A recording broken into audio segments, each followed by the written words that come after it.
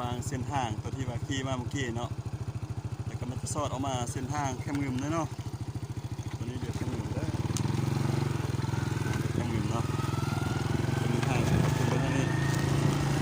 โอ้ยไปวัน11ไปวันกันเนาะว่าเรา10ไป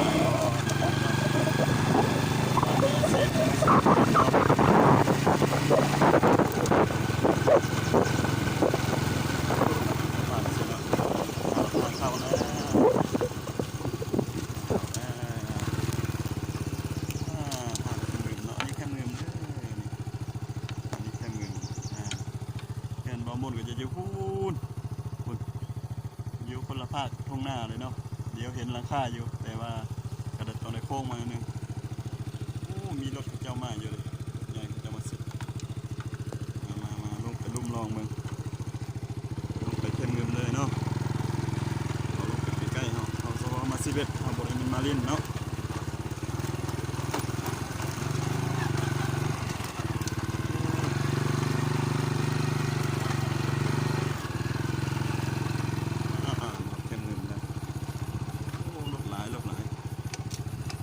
หลายเลยนี่จะได้อากาศนะมีแคมเงิมเนาะน้ำเงิมเลย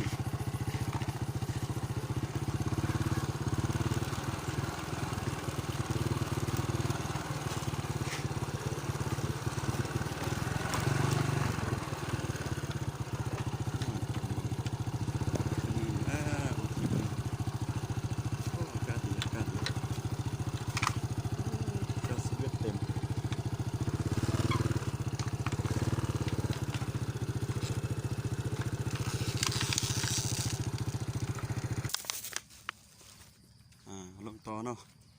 จอดรถจักรเรียบร้อยครับจอดรถจักรไว้พูนเดี๋ยวปลาบนน้ำมาซิลเวตบาทนี่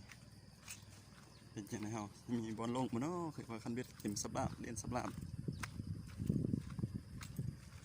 โอ้ยังเหลือบอลหนึ่งเอามื้อนี้วันเสาร์คนจะมาหลายเนาะเป็นมื้อวันเสาร์คนมาหลาย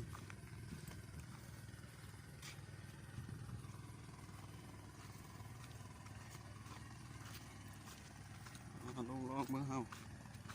ลงเพิ่มขึ้นเนาะโอ้อากาศร้อนเขา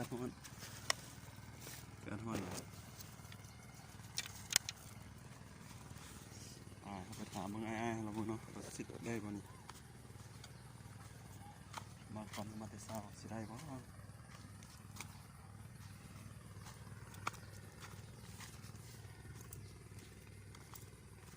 โอ้คนสิหลายจะได้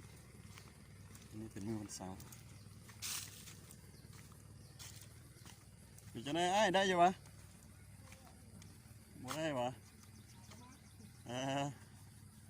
เขาอยู่ถึงได้อยู่ที่อยู่ถึง